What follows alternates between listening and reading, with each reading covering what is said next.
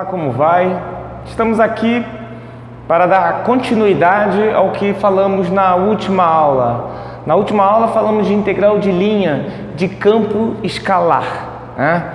Nós basicamente definimos uma curva, uma trajetória, através de uma parametrização, ou seja, uma função vetorial que descreve esse caminho, né? Lembrando aqui que, por exemplo, eu poderia escrever também em outro formato, colocando aqui um x de t, um y de t, z de t, onde o nosso t é um parâmetro, tá certo? Que varia fazendo o x, o y e o z se mover ao longo da trajetória, tá certo? Basicamente, o que a gente fez, né? A gente definiu o trabalho de uma força como sendo a força vezes a distância, né?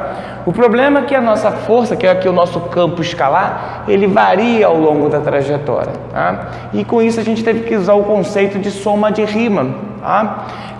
A gente pegou arcos, né? E aproximou o comprimento de cada arco através do comprimento do vetor, né? Fazendo a norma de cada vetor. Fizemos essas continhas e chegamos nessa forma. Então, basicamente, é que a gente tem a força e aqui a distância, tá?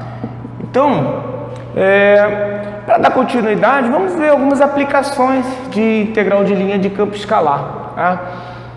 Vamos ver como é que fica isso aí? Então, dando continuidade, vamos ver algumas aplicações de integral de linha de campo escalar, né? Vimos que é possível calcular o trabalho de uma força montando essa integral de linha de campo escalar. Repare o seguinte, né? Que, por exemplo, suponha que essa força ela é constante na trajetória e vou nesse momento supor que essa constante é unitária. Suponha que ela é igual a 1, ou seja, em todo o R3, ou se a gente estiver trabalhando um exemplo, poderia estar no R2, né? Aí a nossa curva teria só duas componentes, tá certo? Suponha que ela seja unitária.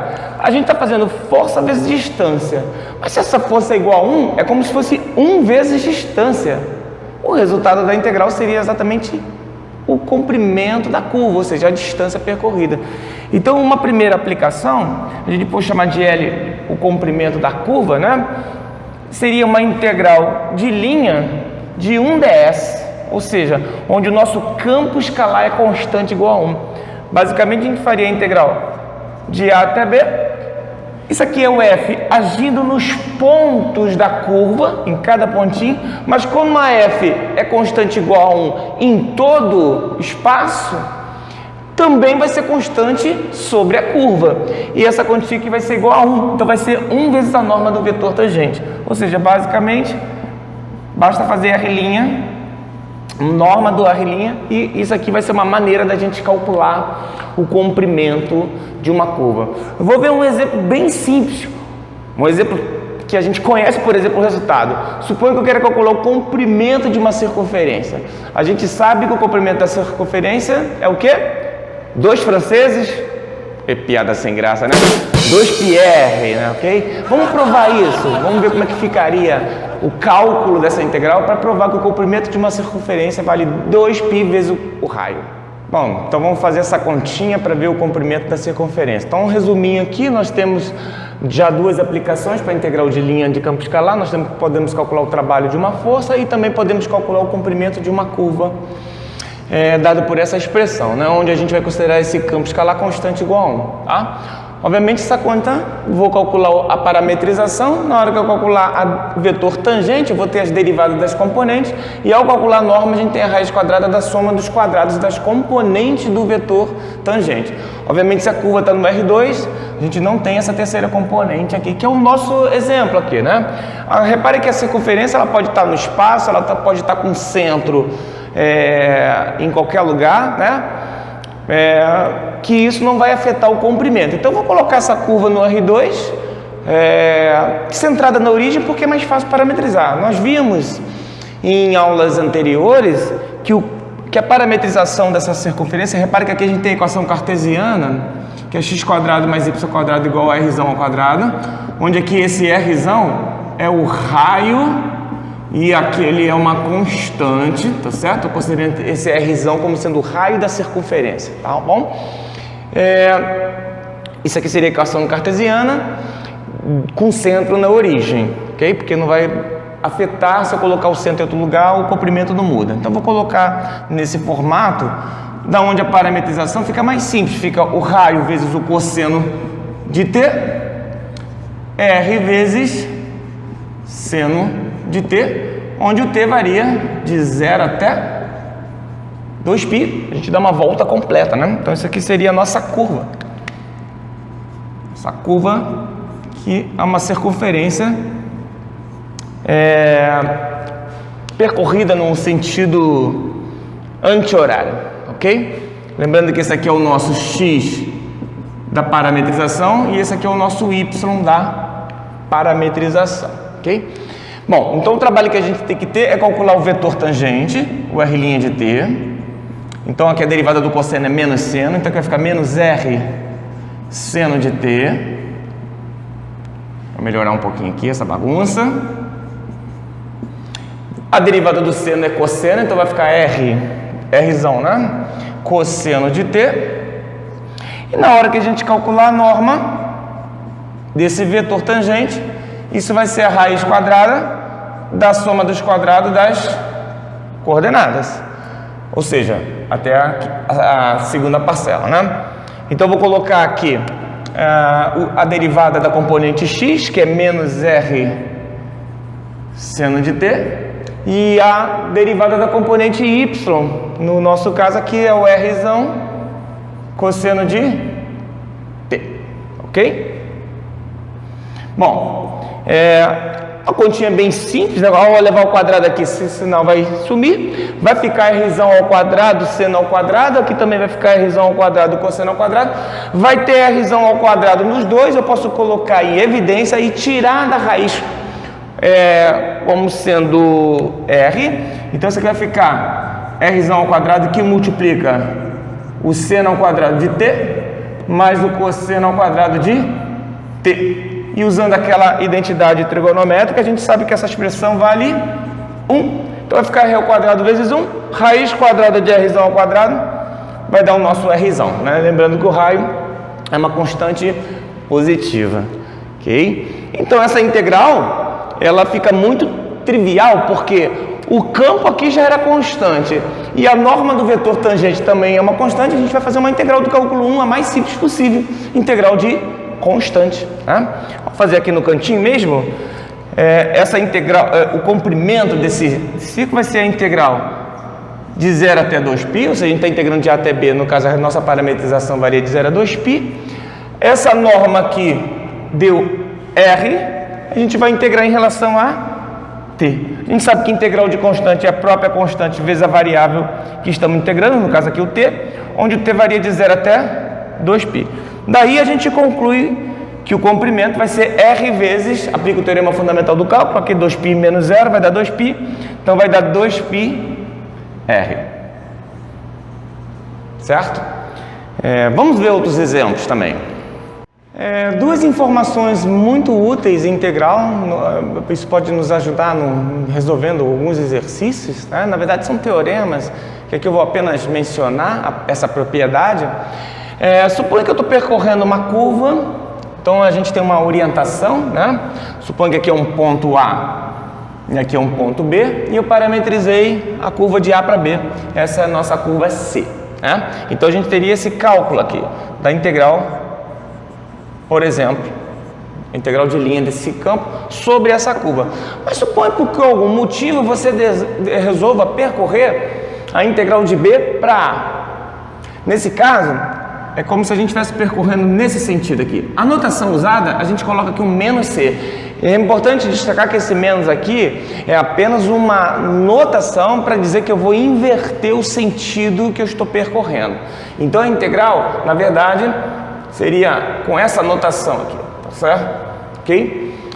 Então aqui eu estou percorrendo de A para B e aqui eu estou percorrendo de B para A. Quando esse campo ele é escalar, isso não afeta o resultado da integral de linha. Isso é interessante porque muitas vezes a gente, por exemplo, suponha que você quer percorrer uma circunferência no sentido horário. A gente sabe parametrizar no sentido anti-horário. Eu posso calcular com a parametrização que eu conheço e depois concluir que o resultado não vai mudar se eu inverter o sentido, ok? Uma outra coisa interessante, suponha que você tem uma curva quebrada por vários pedacinhos. Você tem um trecho, depois tem outro, e a tua curva é a união desses trechinhos. Bom, parametrizar a curva C, uma única parametrização, ficaria muito difícil. O que a gente pode fazer? Parametrizar cada pedacinho. Parametrizar C1, parametrizar C2, parametrizar C3, e vou fazendo isso até o enésimo trecho. Tá? Quando a gente quer calcular a integral no trajeto inteiro, isso é como se eu quisesse fazer, por exemplo, o trabalho da força ao longo da trajetória. A gente pode somar trabalhos, fazer o trabalho no trecho C1, trabalho no trecho C2, e assim sucessivamente, até calcular o trabalho no trecho final. Então a gente faria um somatório de integrais de linha. Então aqui a integral em C2, e vou fazendo isso, a integral em Cn. Certo? Isso tem bastante utilidade. Suponha, por exemplo, que você está percorrendo a tua curva, é uma curva fechada, seria os lados de um triângulo, né? Então, em vez de parametrizar o triângulo de uma única vez, você pode parametrizar 3 segmentos de retos, que a gente aprendeu a parametrizar. Eu calculo a integral de linha em cada segmento de reto, depois eu somo os resultados e eu tenho a integral no trajeto inteiro. Certo? Uma outra observação interessante é que, por exemplo, suponha que esse campo escalar, ele não dependa de x, y, z, ou seja, como se ele fosse uma constante, certo? Ou seja, a gente poderia montar o trabalho como sendo a integral de f ds, força vezes distância, e na hora de fazer o cálculo diretamente, a gente faria o f de r de t, que na verdade vai dar esse fzão, que é uma constante, né? Ou seja, seria o f de r de t, porém ele não vai depender dos pontos da parametrização, e aqui a gente teria a norma r', segundo a fórmula, né, de cálculo de integral de linha de campo escalar. Como essa força é constante, eu posso tirar de dentro da integral, e aí a gente vai ter a integral da norma do vetor tangente, que a gente viu que é o comprimento da curva. Então, no final das contas, isso aqui vai dar força vezes o comprimento, né? Ou força vezes distância, que é a fórmula que a gente tem originalmente, né? Trabalho é força vezes distância, né? Lá valia antes, quando a força... Ou seja, na verdade a gente está validando, isso aqui é uma fórmula mais geral, né?